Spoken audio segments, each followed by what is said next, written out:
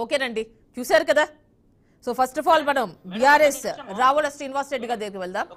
ఒక్క నిమిషం అండి, ఒక్క నిమిషం వారితో మాట్లాడుతూ ఒకసారి ఏం ఆన్సర్ ఇస్తారో ఒక్కసారి విన్న తర్వాత మీ దగ్గరికి వస్తారు. శ్రీనివాస్ రెడ్డి గారు.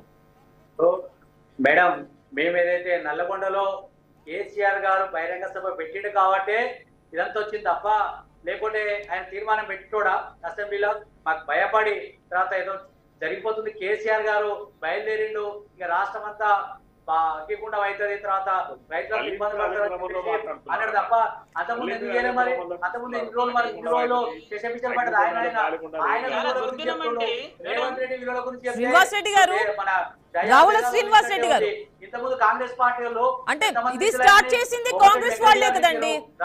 కాంగ్రెస్ వాళ్ళు ఈ ఇష్యూని ఎత్తిన తర్వాతే మీరు రెస్పాండ్ అయ్యారు.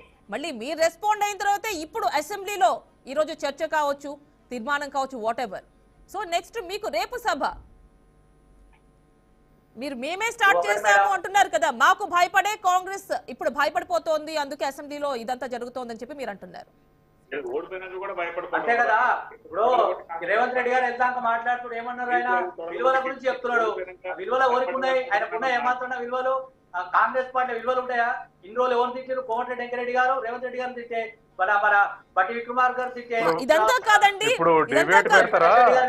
ఒక్క నిమిషం అండి, ఇదంతా కాదు.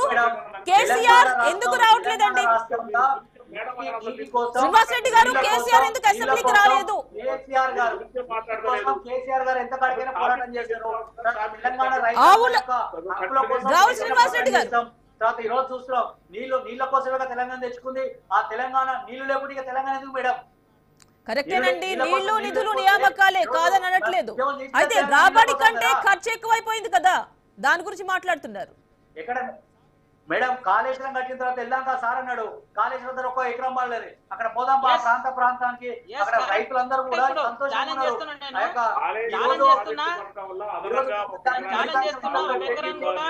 ఎంత పెరిగింది చూడండి.